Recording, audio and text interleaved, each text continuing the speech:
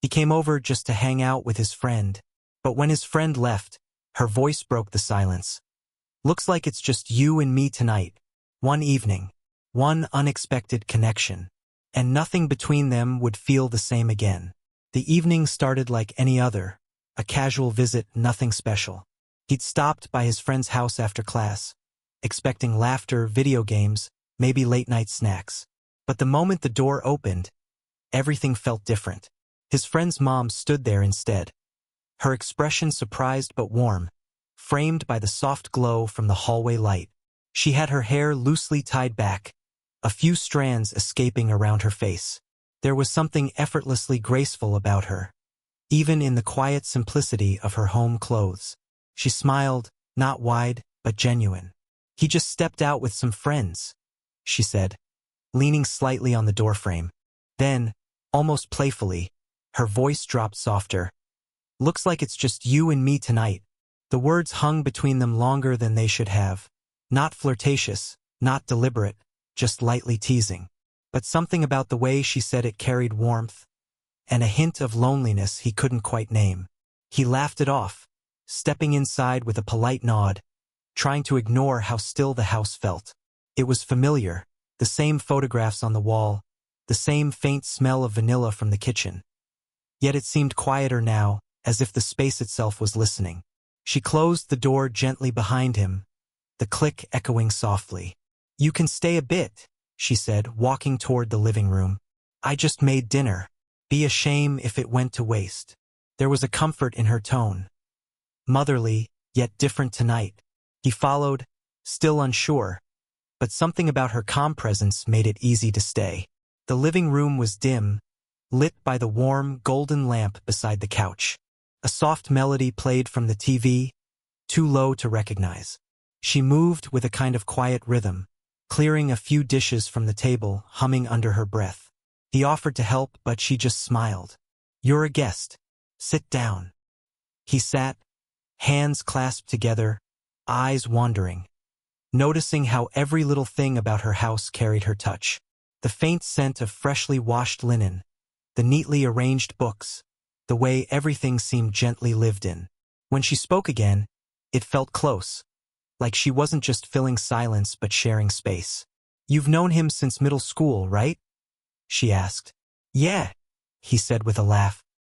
"He hasn't changed much." She murmured, smiling to herself. Boys rarely do. There was no judgment in her voice, just soft amusement, and something thoughtful behind her eyes. For a while they just talked, light conversation about school, work, the weather. But every now and then, she'd glance at him a little longer than necessary, and he'd feel his heartbeat quicken without reason. When she stood to set the table, her voice drifted from the kitchen, gentle, low, and inviting. "You'll stay for dinner, won't you? It's been a while since I had company." And somehow, in that moment, he didn't feel like a guest anymore. He nodded quietly, smiling to himself, unaware that this small, ordinary evening was about to become something unforgettable. The house was still but not empty. It breathed with quiet anticipation. The clinking of plates and the low hum of the kitchen fan filled the air as he took a seat at the dinner table. The table was small, warmly lit by a single overhead light that softened the edges of everything, her movements, his thoughts, even the silence between them. She moved easily around the kitchen, bare feet on cool tiles, her hair falling loose from its tie as she reached for glasses and dishes. He offered to help again, but she waved him off with a smile. "You're my guest," she said, her tone light but kind. "You just sit and keep me company." It should have felt casual, it always had before. He'd eaten here plenty of times, back when his friend was around. But tonight, without him, the space felt smaller, more personal. It wasn't just a meal anymore. It felt like being let into a quiet part of her world. She brought out 2 plates, roasted vegetables, chicken, and a little bowl of rice. "Nothing fancy," she said, setting one in front of him. "Just what I make for myself." He smiled. "It smells really good." "Flattery," she said with a playful glance. "But I'll take it." They started eating slowly, talking about small things, music, work, old memories. The conversation drifted easily, like they'd both forgotten to keep it simple. Her laughter came naturally, rich and soft, filling the space in a way that made the air feel lighter. At one point, while reaching for the dish between them, her fingers brushed against his. It was nothing, a small accident, but time seemed to pause. Her hand froze for just a breath before she pulled away, eyes flicking up to meet his. Neither said anything. He felt the warmth of that brief touch linger long after, spreading through him like a secret he wasn't supposed to keep. He looked down at his plate, pretending to focus on his food, but his thoughts were nowhere near it. She tried to play it off, clearing her throat softly, changing the topic. But there was a new tone in her voice, quieter now, a kind of gentleness that carried more meaning than words. The TV murmured in the background, ignored. The clock ticked softly from the wall. Every sound felt magnified. The scrape of a fork, the soft exhale between sentences, the faint rustle of fabric when she leaned forward. He looked up once, just as she laughed again, and for the first time he really saw her. Not just as his friend's mom, but as someone real, warm, and deeply human. Someone who smiled to hide how tired she might be, who filled her house with light so it wouldn't feel empty. When the plates were empty, she stood and gathered them quietly. "Coffee?" she asked, her voice almost hesitant now, as if offering something more than a drink. He nodded. "Yeah, I'd like that." And as she turned toward the kitchen, he realized how quickly the night had changed, from ordinary to something that felt dangerously alive, glowing just beneath the surface. The kind of warmth you don't expect, but can't forget. The soft hiss of the coffee machine broke the quiet, followed by the faint aroma of roasted beans filling the kitchen. He leaned against the counter, watching her move, graceful but unhurried, her hands steady as she poured 2 cups. The steam curled upward between them, thin and ghost-like. She handed him 1 mug, her fingers brushing his again, just lightly, almost accidentally. He felt the warmth of both the mug and her touch at once, and somehow, neither felt easy to let go. They settled in the living room, facing each other across the low wooden table. The TV was still on, volume low, casting soft flickers of light across her face. She tucked one leg beneath her, sitting comfortably, as if she'd stopped trying to be the polite host. He mirrored her ease without realizing it, shoulders relaxing, voice lowering. For a while, they just sipped their coffee, the silence surprisingly comfortable. But it wasn't the quiet of 2 people with nothing to say. It was the kind where both were waiting for the other to start. She broke it first. "You know," she said, eyes on her cup, "it's strange how full this house used to feel. Noise everywhere. Laughter. Someone always walking in or out." He looked around, framed photos, books stacked on side tables, a half-finished puzzle on the shelf. The remnants of a life that once had motion. Her voice softened. "Now it's just quiet. Too quiet sometimes." He nodded slowly. "I get that. I've been living alone for a bit. It's peaceful. Until it isn't." That made her smile. Small, sad, but real. "Exactly." She took another sip, then exhaled, as if releasing something she'd been holding too long. "You're easy to talk to. Most people don't really listen." He met her eyes then. "Maybe they just don't ask." She looked at him for a long moment. A look that wasn't motherly or polite, but searching, curious, slightly guarded. And then, as if realizing how close her honesty had brought them, she tried to pull back. "I shouldn't talk your ear off," she said softly. "You probably didn't come here for this." He smiled faintly. "Actually, I think I'm glad I did." Something unspoken passed between them. Quiet, heavy, but gentle. She reached forward then, placing her cup down, and without quite thinking, laid her hand over his. It wasn't a long touch, just her fingers resting lightly over his knuckles, her thumb brushing once before pulling away. But in that second, something shifted. He felt his chest tighten, not in confusion, but in recognition. It wasn't about attraction. It was about being seen. The clock ticked quietly. The world outside might as well have vanished. She stood after a moment, almost to steady herself, and whispered, "It's late, isn't it?" He nodded, his voice low. "Yeah, it is." Neither moved. The coffee had gone cold, but neither cared. The room, the air, the silence. Everything around them felt fragile, waiting for one of them to break it. And yet neither did, because some silences they both realized said everything they couldn't. The dishes sat untouched on the table, the coffee cups cooling beside them. Neither of them seemed eager to move. The soft hum of the refrigerator filled the silence, blending with the rhythmic ticking of the clock. It was late, and the house had fallen into that deep quiet only nighttime can bring, when every sound feels louder and every glance lasts too long. He stood first, trying to shake off the stillness. "Let me help you clean up," he offered, voice a little rough. She looked up from her seat, eyes tired but gentle. For a second, she seemed about to refuse. Then she simply nodded. "All right, thank you." They moved together through the kitchen, gathering plates, rinsing them in the sink.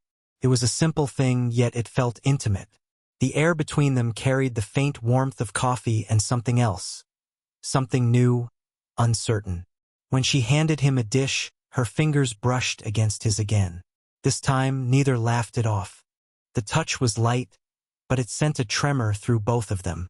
Her breath caught, just barely, before she stepped back, pretending to adjust a towel on the counter. He pretended not to notice, though his pulse betrayed him. "I don't usually have company this late," she said after a moment, her voice softer now, words careful. He smiled faintly, keeping his eyes on the sink. "Then maybe that's why tonight feels different." She looked at him, caught between amusement and something she didn't want to name. "Different." He nodded slowly, still washing the plate in his hands. Quiet, but not empty. Her lips parted slightly, as if to respond, but she said nothing. The honesty in his tone left her silent. She leaned against the counter, watching him. The calm way he moved, the sincerity in his expression. He turned off the tap and faced her. The kitchen light softened her face, the faintest shadow under her eyes, the loose strand of hair falling across her cheek. She looked real, human, beautiful in a way that had nothing to do with perfection. "I should go soon," he said finally, though it sounded more like a question. She nodded, but there was hesitation in it. A small pause that lingered too long. "Yes, it's late." Her voice trailed off before she added, quietly, "You'll drive safe." "I will." She gave a small smile, one that didn't quite reach her eyes. "Good." And yet, neither of them moved toward the door. The distance between them, a few steps maybe, felt charged. A delicate thread stretched across the room, fragile and invisible. When she finally stepped forward to take the plate from his hand, her fingers brushed his one last time. Slower, intentional. The silence that followed was soft, electric, and unbearably alive. Then, with a nervous laugh that betrayed more than she intended, she said, "Go on, before I find another excuse to keep you here." He smiled, though something inside him told him she already had. As he turned toward the doorway, he felt her gaze on him, warm, wistful, and unspoken. And for the first time that night, he realized leaving would be the hardest thing to do. He stood in the narrow entryway, shoes in hand, unsure if he should actually put them on. The night had gone too fast, like a song that ended before its final note. She stood a few steps away, leaning against the doorframe, arms loosely crossed, her expression calm but unreadable. The porch light outside poured a soft, amber glow around her, outlining the faint shimmer of her hair and the tired kindness in her eyes. "Thanks for dinner," he said quietly, his voice lower than usual. "It was really nice." Her smile was small, but genuine. "You're easy company," she replied. Then, after a pause that stretched a little too long, she added, "It's been a while since I've laughed like that."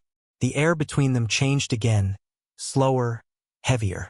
The world outside was dark and still, and for a moment, it felt like the entire house was holding its breath. He wanted to say something. Maybe something light to cut through the tension, maybe something honest, but every word that came to mind felt either too much or not enough.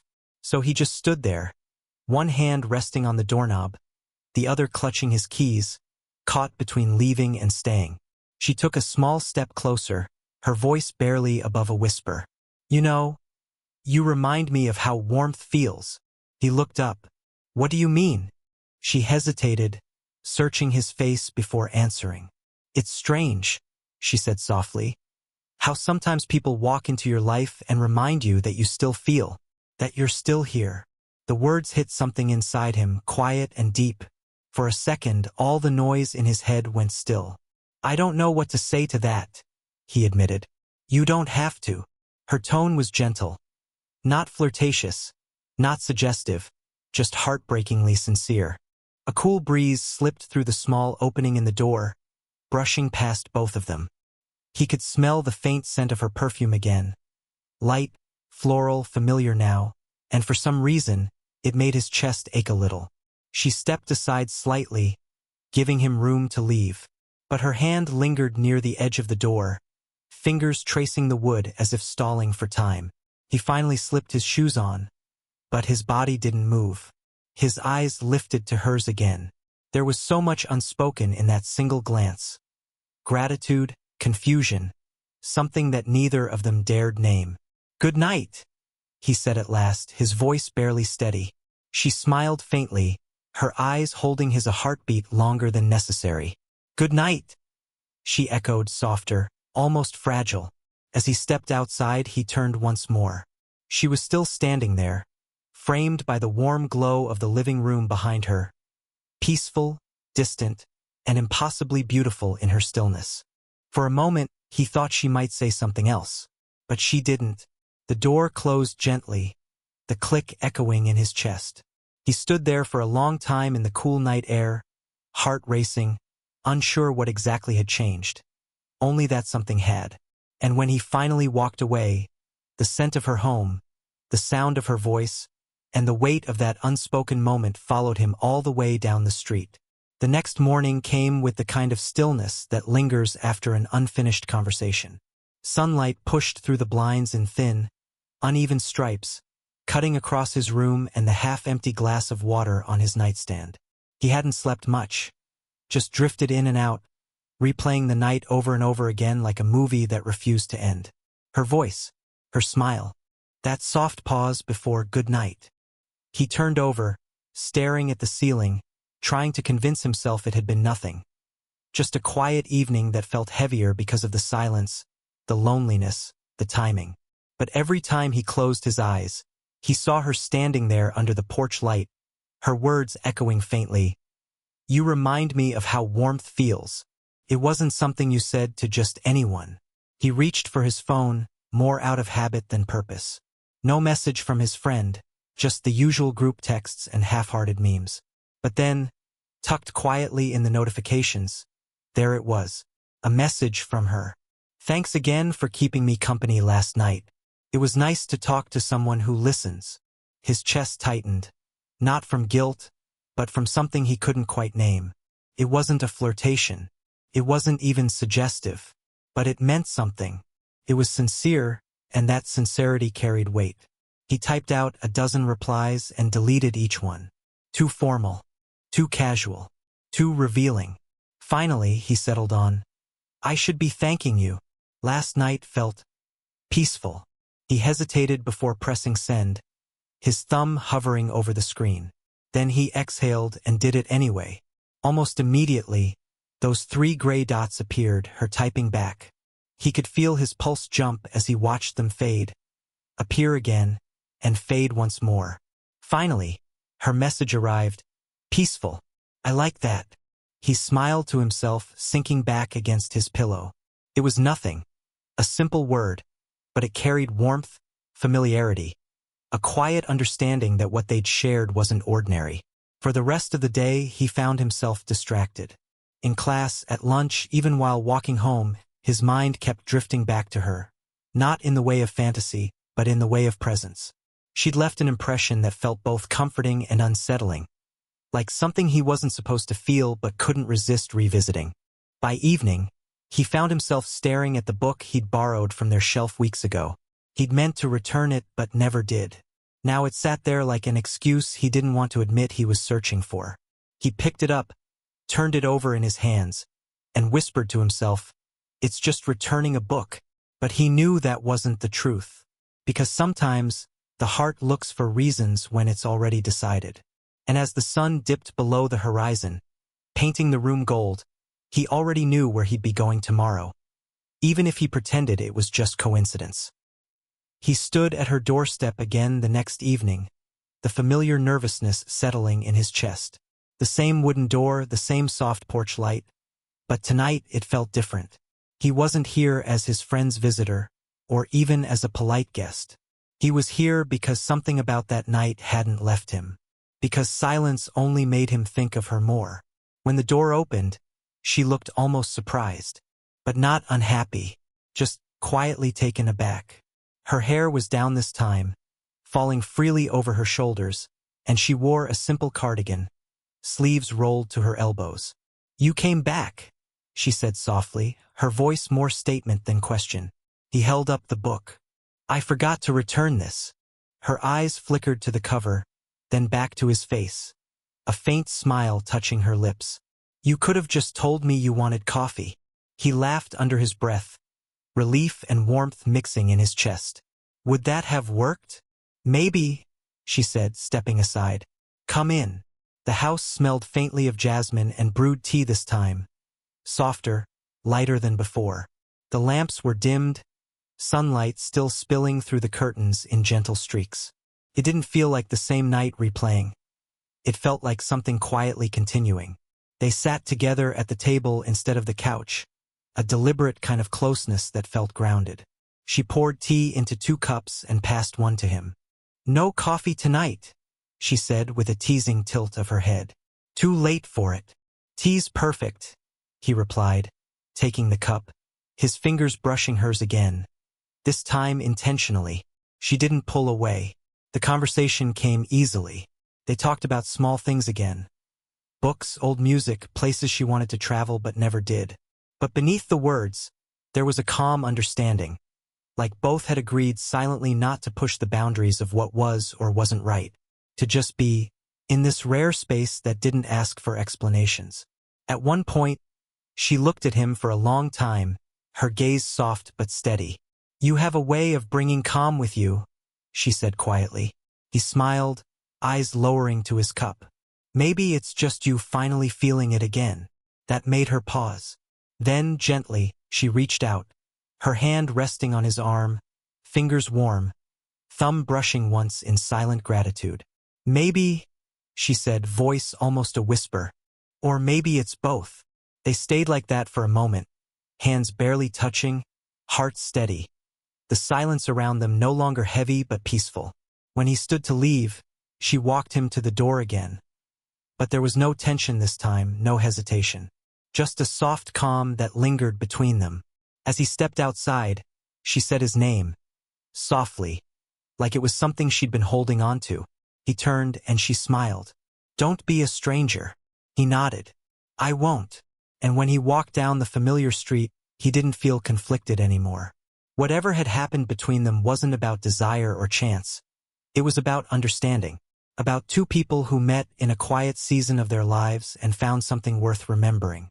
Some connections don't need to be defined. They just need to be felt.